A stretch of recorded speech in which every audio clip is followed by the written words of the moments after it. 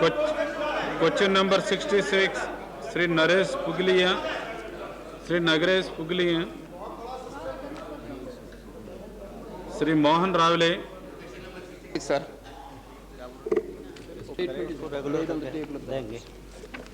Mr. Ravale. Sir, वर्तमान पत्र के अनुसार सर ऐसी जानकारी प्राप्त है कि 1200 आतंकवादी आज कश्मीर में कार्यरत हैं। मैं रक्षा मंत्री, प्रधानमंत्री को बधाई देना चाहता हूं कि जिस तरह उन्होंने पाकिस्तान के खिलाफ विजय हासिल की और जवानों को भी बधाई देना चाहता हूं।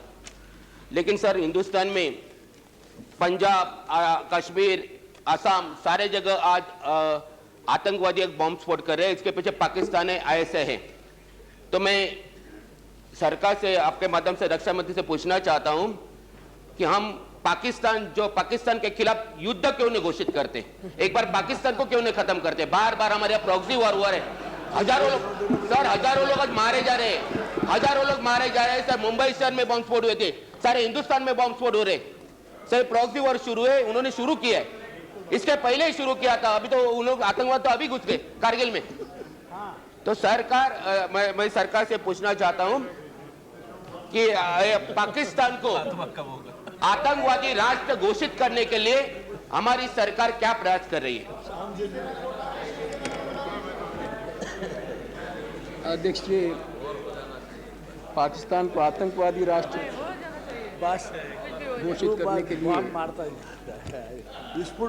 केवल अपने ही तरफ से नहीं बल्कि अनेक अन्य ताकतों के द्वारा भी कभी कभी बातें चलती रहती हैं। लेकिन हम समझते हैं कि ये प्रश्न पेचीदा प्रश्न है और इस पर किसी प्रकार का स्पष्ट जवाब देना संभव नहीं है।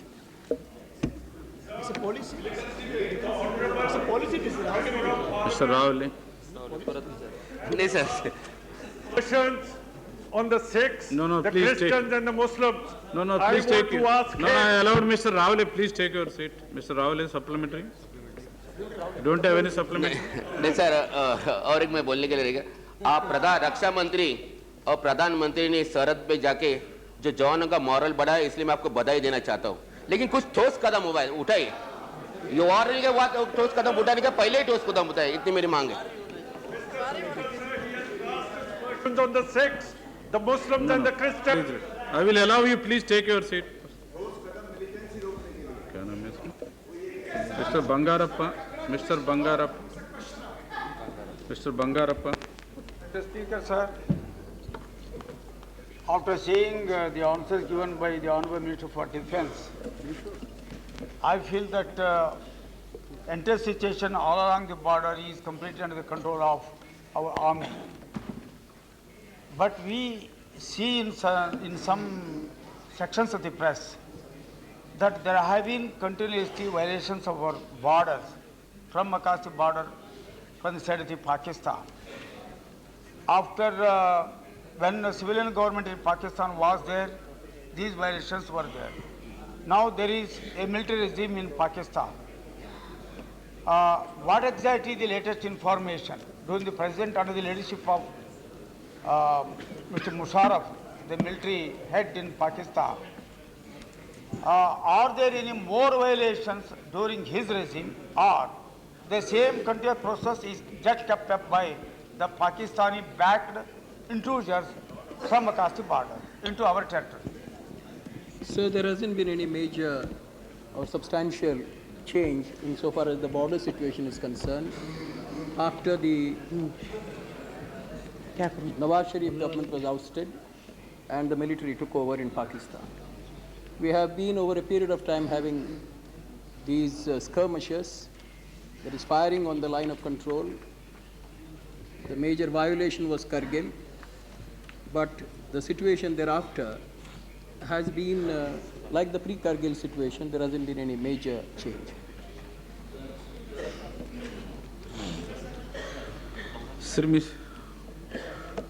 Mr. Mann. Speaker, sir, I take serious objection to the question raised by the Honourable Member of the Treasury that there is terrorism in the Punjab, Kashmir, and the Northeast. These are the places where Sikhs, Muslims, and Christians rise.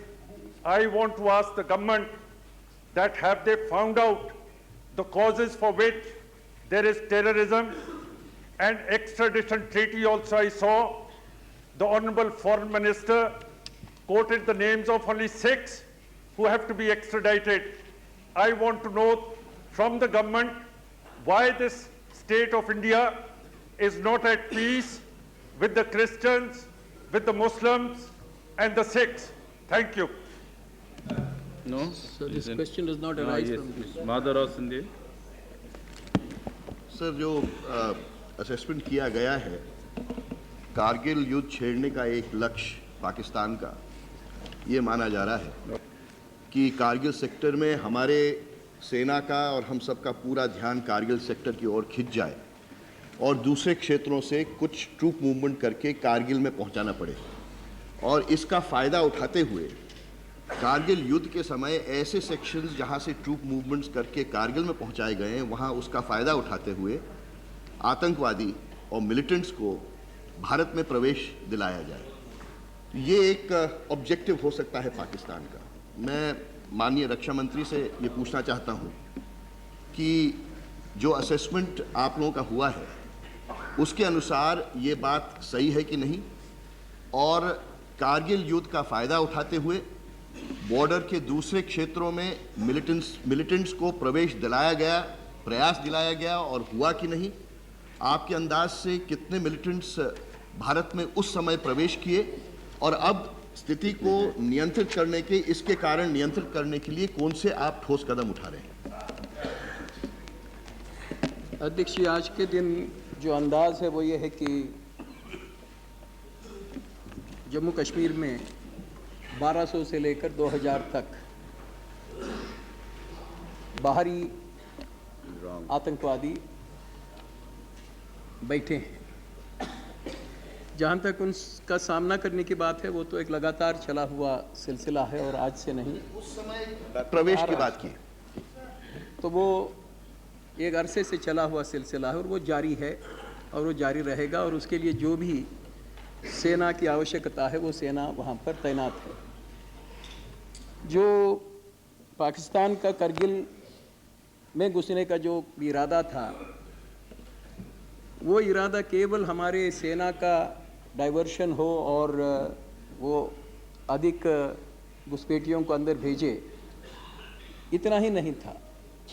Kargil के बारे में उनका अपना एक और भी लक्ष्य था और वो लक्ष्य उस ज़मीन पर हावी होना और उस ज़मीन को अपने हाथों में रखना।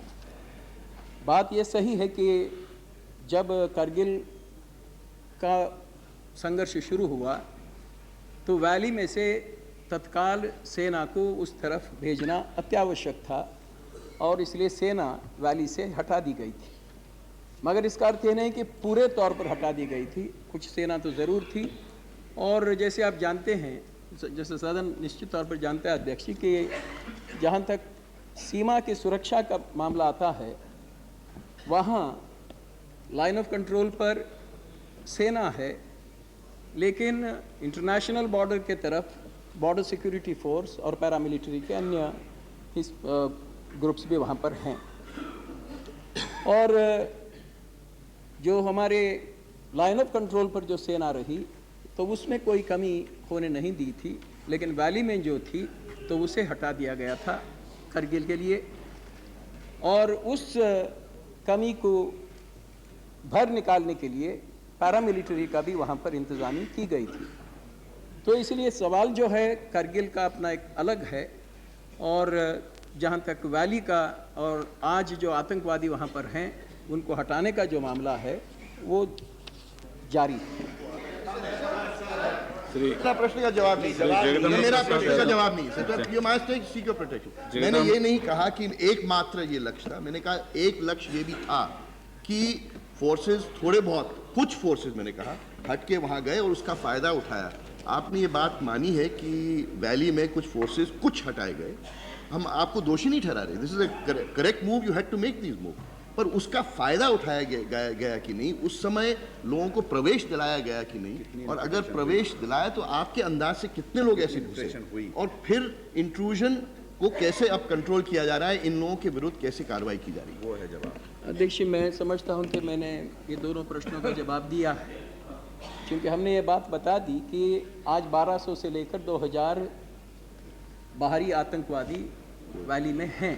सही नहीं है। और इनका आना यूं तो एक लगातार चलने वाला सिलसिला है, और यह स्वाभाविक है कि जब सेना पूरी तौर पर वहां से हटा दी जाती है, अधिकतम, हम ये नहीं कहेंगे कि पूरी तौर पर, अधिकतम जब हटा दी जाती है तो एक स्थिति वहां पर ज़रूर निर्माण होती है कि जहां जो हर दिन का आमना सामना वाली बात थी वो इस तेजी में नहीं हो पाई थी, और इसलिए स्वाभाविक है कि जो आतंकवादी हैं उनकी संख्या में बढ़ोतरी हुई है।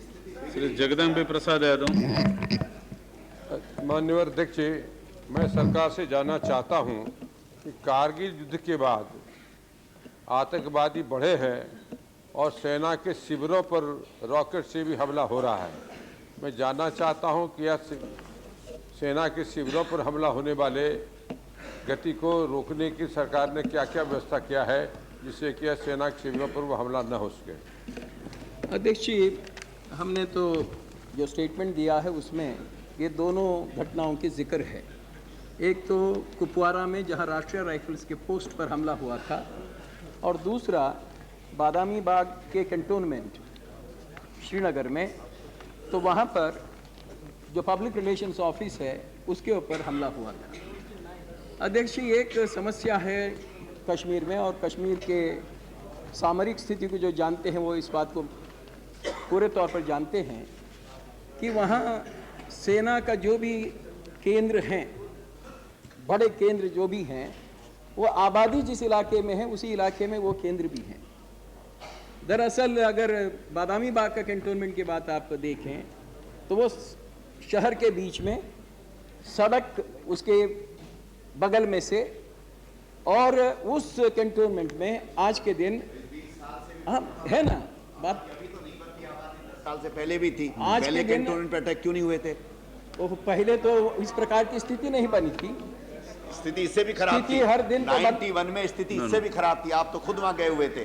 और मंत्री जी, आप मानेंगे आज ratio killing uniform versus militants has increased. ठीक है, अभी उत्तर तो मुझे देना है ना। तो 91 में स्थिति जरूर थी, लेकिन 91 में करगिल में उनको मुंह तोड़ जवाब देने का काम नहीं हुआ था। इस बार जब करगिल में उनको जवाब देने की बात हो गई,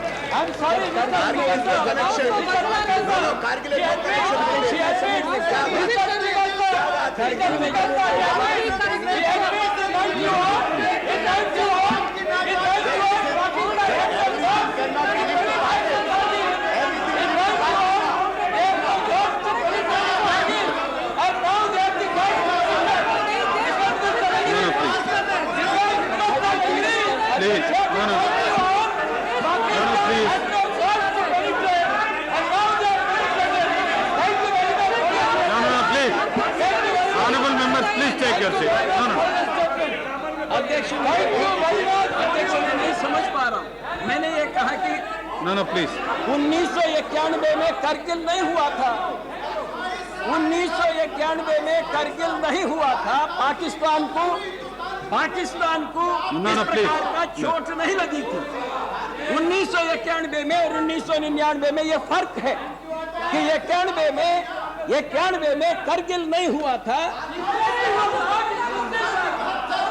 No, please. No, please. Let him complete. No, let him complete. Let him complete. No, जवाब देने दो। No, जवाब देने दो। अरे जवाब देने दो। अध्यक्ष मैं ये कह रहा था कि 1991 में और आज के स्थिति में ये फर्क है कि 1991 में करगिल में पाकिस्तान चोट खाकर भागा नहीं था। 1999 में चोट खाकर उनको भागना पड़ा और उसका बदला लेने के लिए वो अपने ढंग से प्रयास कर रहे हैं। क्वेश्चन और जवाब